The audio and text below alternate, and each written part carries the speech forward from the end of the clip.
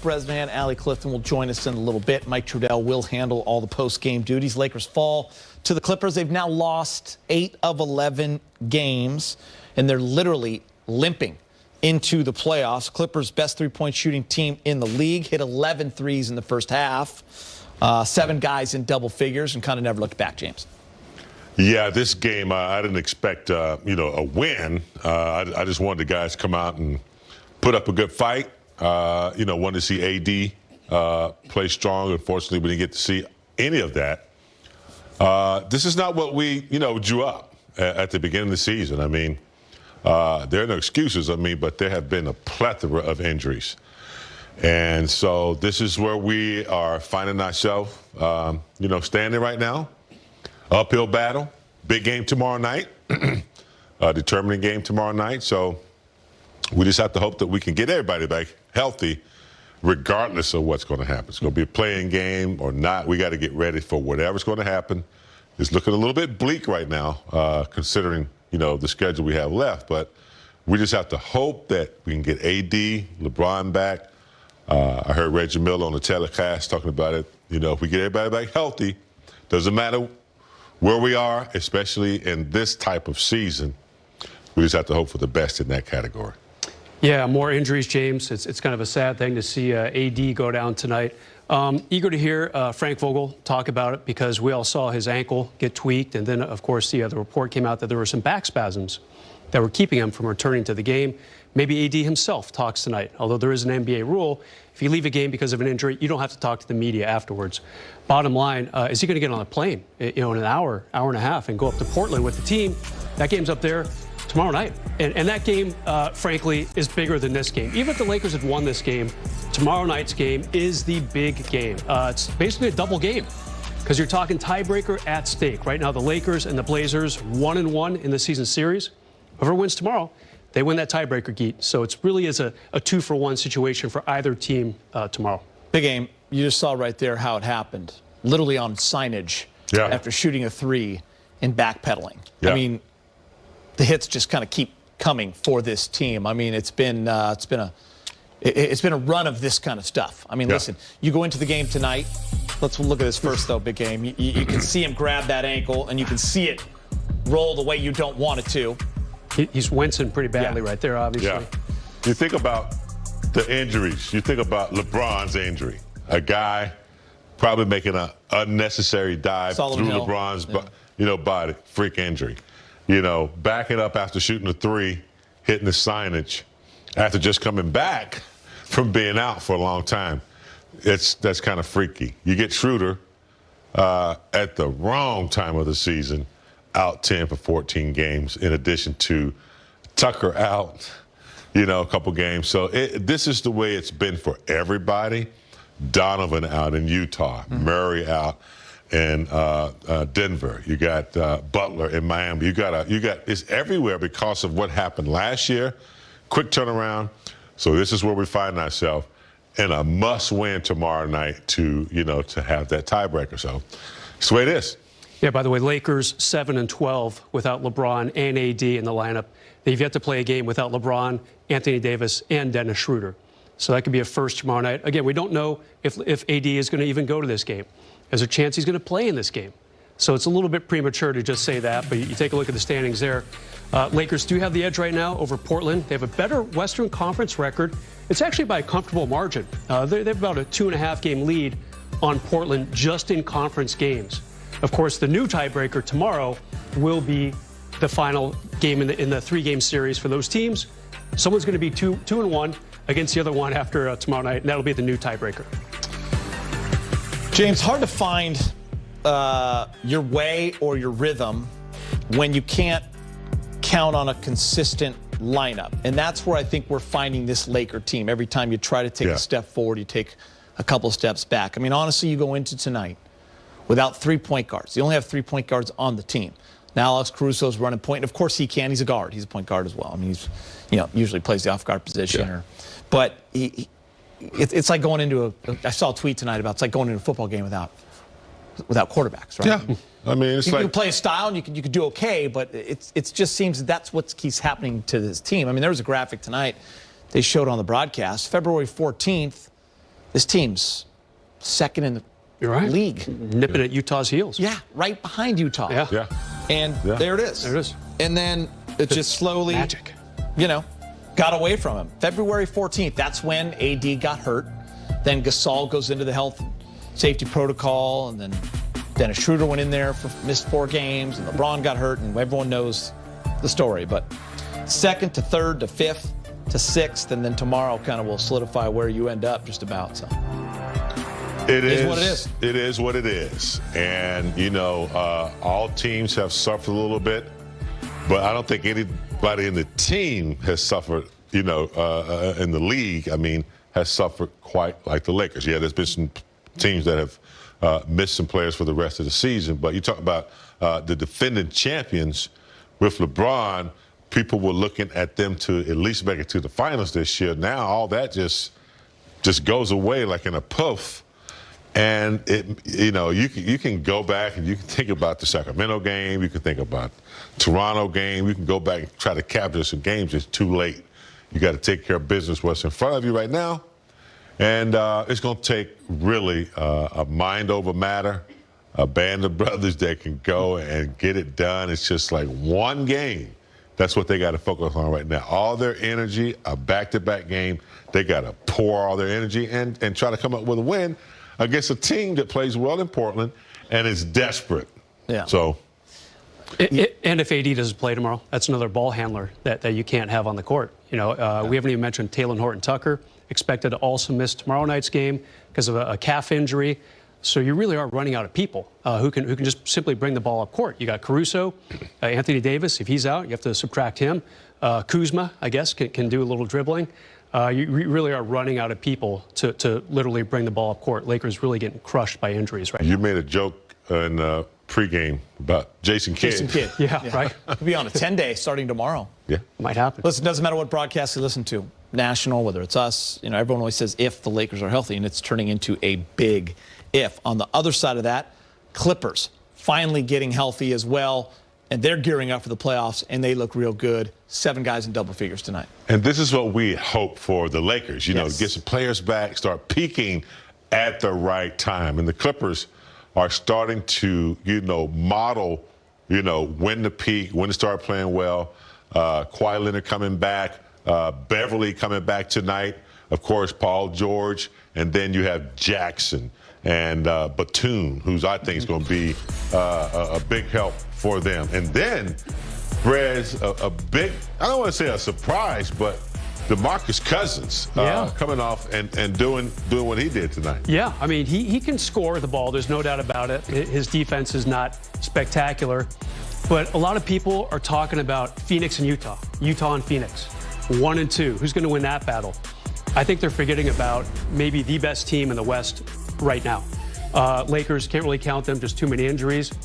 James and Chris, the Clippers are about a week or 2 ahead of the Lakers as far as getting a healthy squad. Kawhi missed about 2 weeks, but he came back a few games ago, and he's doing what he has to do tonight. He doesn't need to score 30 points. Only had half that number tonight. But when you're up by that many from really the second quarter on, it's a cruise control game for him. And then the teams that do get that week off for practice time, I think this year in particular, it's going to be a huge advance. It's crucial. Yeah. Huge. Yeah, it's crucial. Well, let's look at the remaining 6 games because Lakers right now tied with the Portland Trail Blazers with 6 games left to play to get to 72. At Blazers, then you get the Suns and Knicks, both playing good basketball, both at home. Then the Rockets, Pacers, Pelicans. How about that? And as we've learned, though, guys, there's no gimme games anymore. There was a stretch where the Lakers had the Wizards, the Kings, and Toronto at home, and you were thinking, 2-1 there, possibly 3-0, and you go 0-3. So you can't even look at a game there and say, well, it looks good. Who knows? It's tempting, James, right, to look at the last 3 and say, Houston's, they've been a dead team for a month now. Pacers barely going to get into the play-in situation, it looks like. And the Pelicans, they're a game or 2, a loss or 2, I should say, away from being eliminated from the Western Conference playoff picture. But even then, Geet, like you said, when you go 0-3 against that string of teams. Stayed in for another 5 minutes, and we got the diagnosis as back spasms. Just wondered if you could take us through what happened and how you feel now. Yeah, the ankle is fine. tweaked it, but it wasn't bothering me.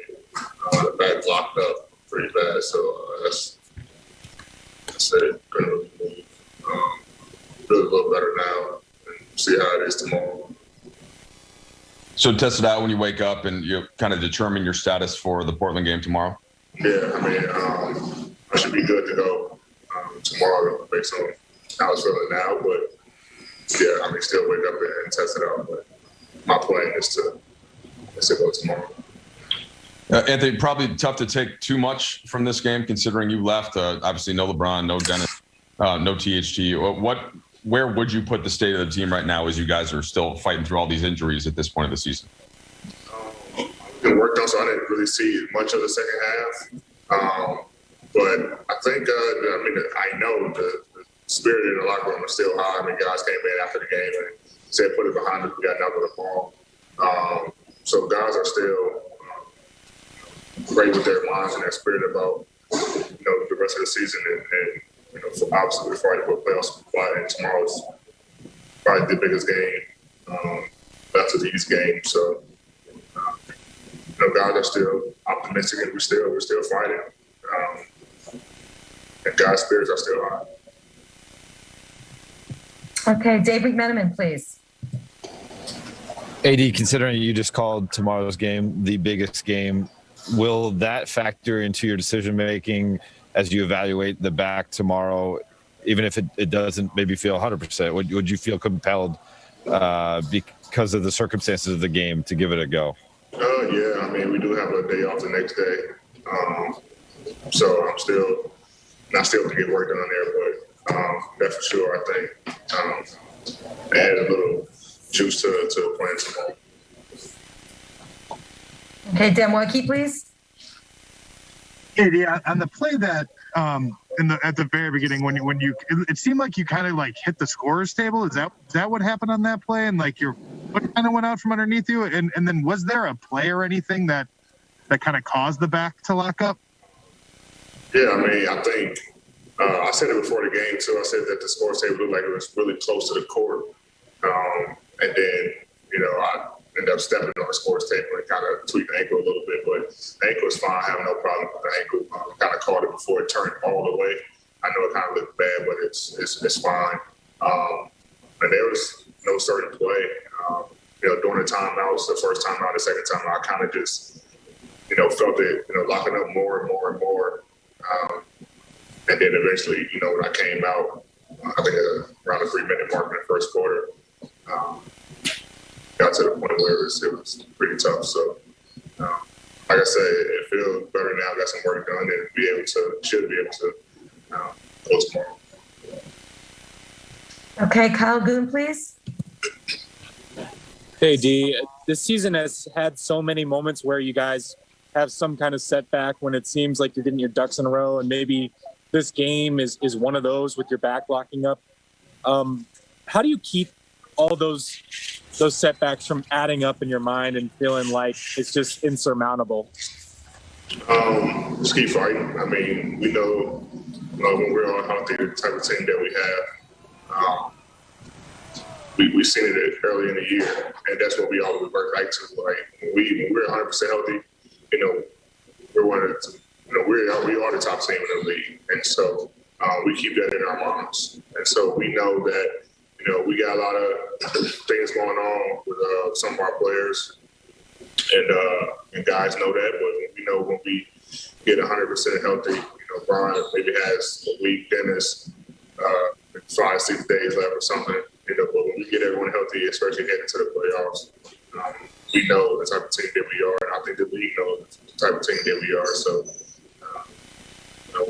no matter if we got to play in a play-in game or we get 5th or 6th seed, we ready to compete against anybody. But our main focus we have to get 100% healthy. Okay, last two questions. Bill Oram, please. Hey, AD, I was going to ask you about that play-in. How do you view that possibility, and how important is it to you guys to stay out of it? What play? Oh, sorry, the play-in round, whatever it is. We don't look at it as something bad. No, we need a lot of games. We need games to get back accustomed to each other anyway. So I mean, if it happens that way, it happens that way. Obviously we don't want to go that route, but if it happens, it happens. We're gonna win games in the play-in and then get ready for whoever we play. First round and take care of business from there. So,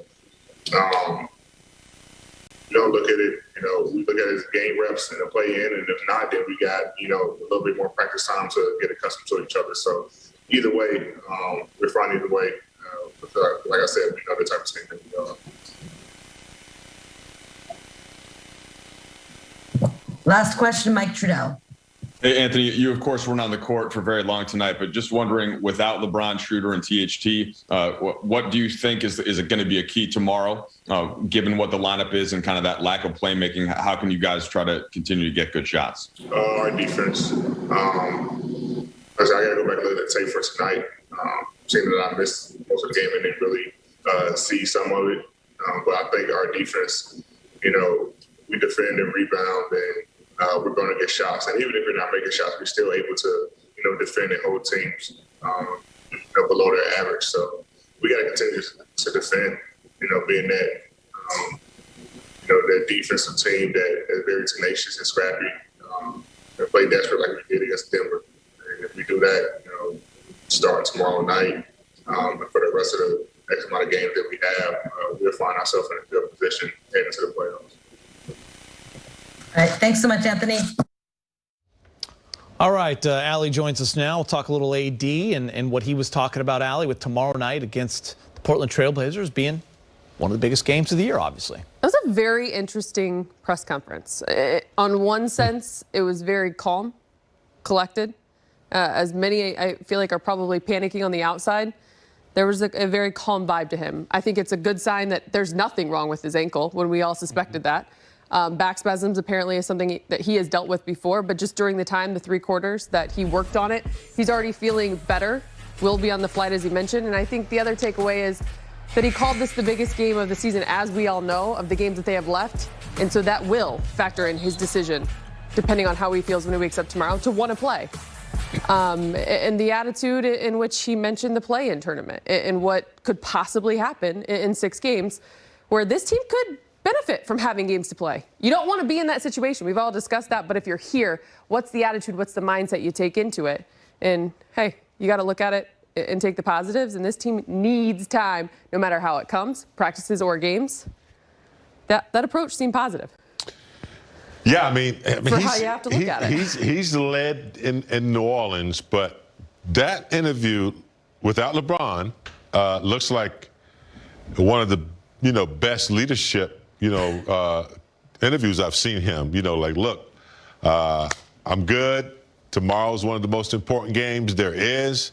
And you're right. We don't have anything else on our plate. It's not steak and caviar. It's bologna and cheese, and we got to make do. We got to go out there and play this game tomorrow. His attitude to me, if I were his teammate, I'd be like, yeah, we got to go do it. So that's a sign of leadership. He's the best player on the team right now. He is the guy that can make it happen.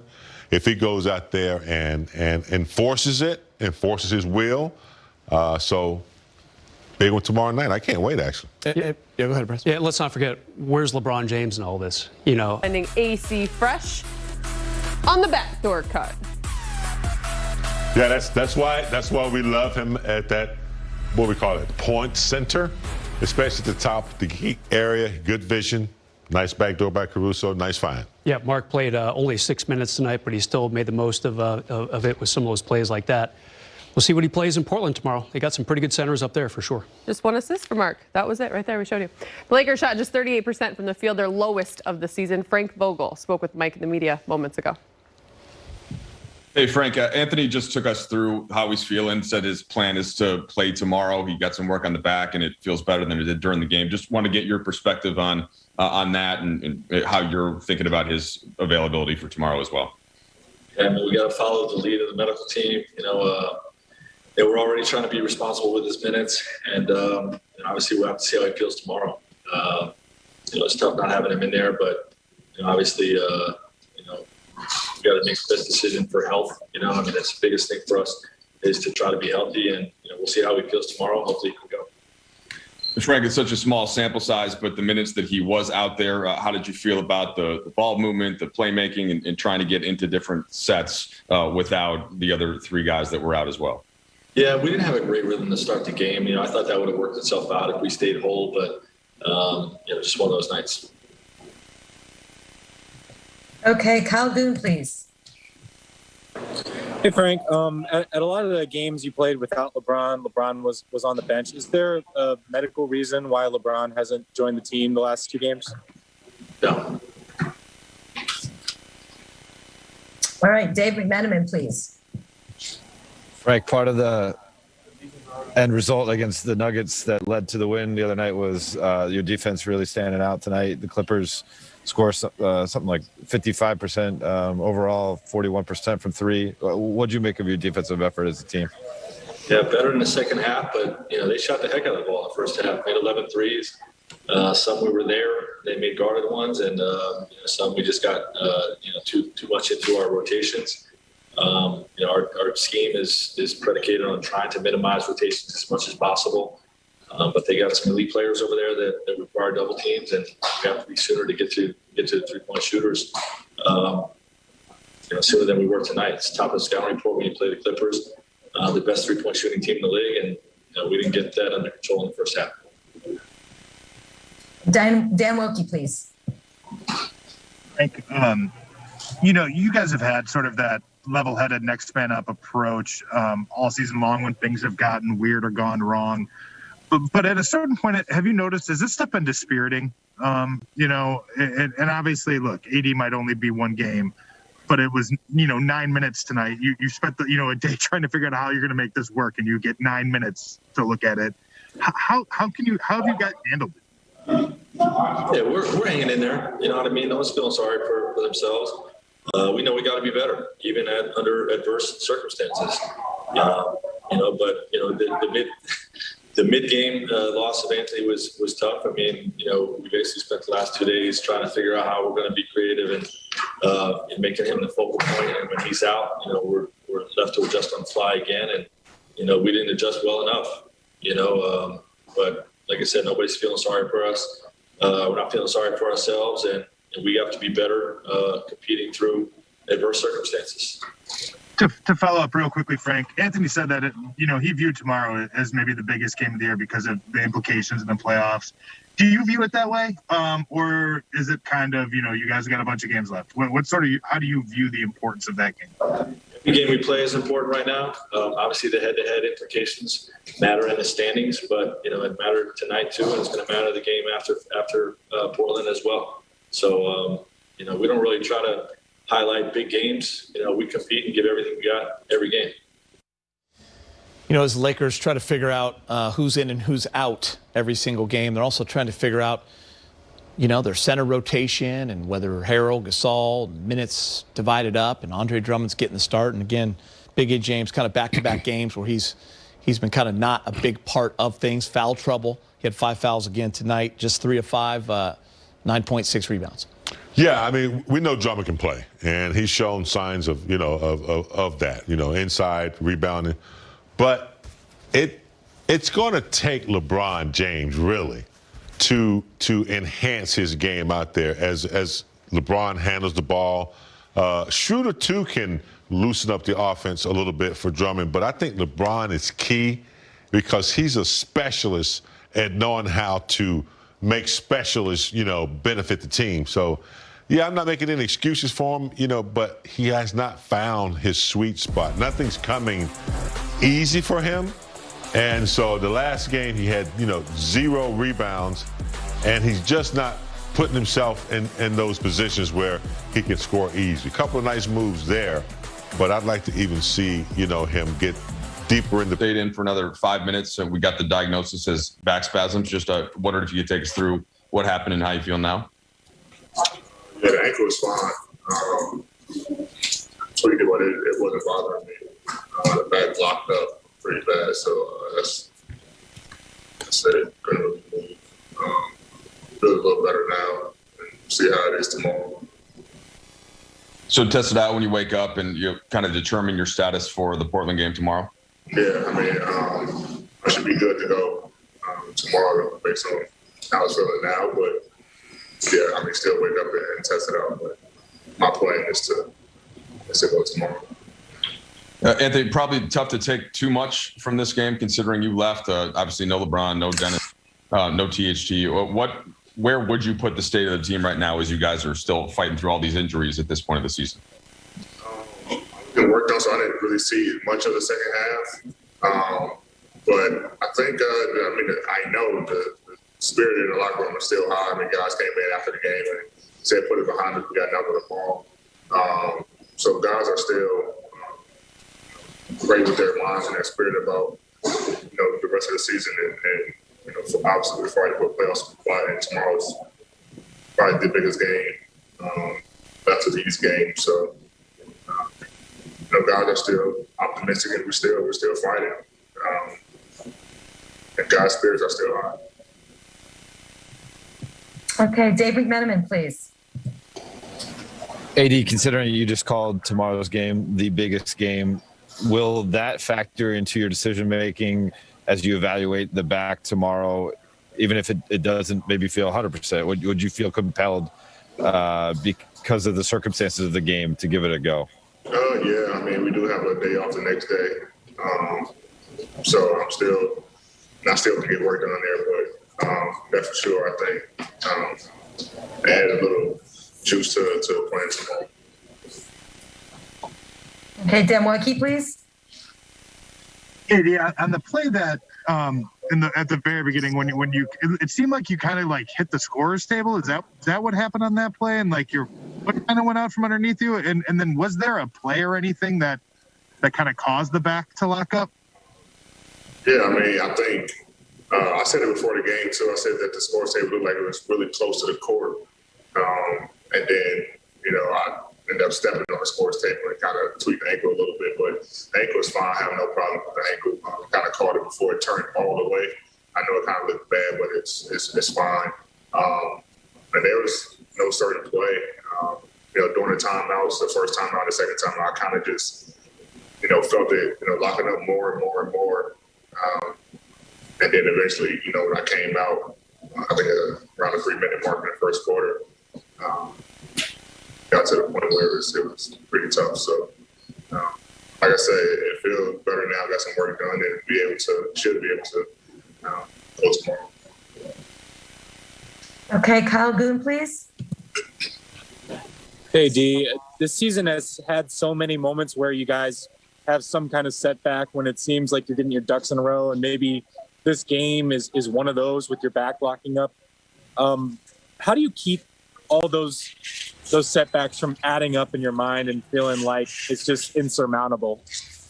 Just keep fighting. I mean, we know when we're all healthy, the type of team that we have, we've seen it early in the year, and that's what we always revert back to. Like when we're 100% healthy, we're one of the, we are the top team in the league, and so we keep that in our minds. And so we know that we got a lot of things going on with some of our players, and guys know that. But we know when we get 100% healthy, Brian maybe has a week, Dennis 5-6 days left or something. But when we get everyone healthy, especially heading to the playoffs, we know the type of team that we are, and I think the league knows the type of team that we are. So, no matter if we got to play in a play-in game or we get 5th or 6th seed, we ready to compete against anybody. But our main focus we have to get 100% healthy. Okay, last two questions. Bill Oren, please. Hey, AD, I was going to ask you about that play-in. How do you view that possibility, and how important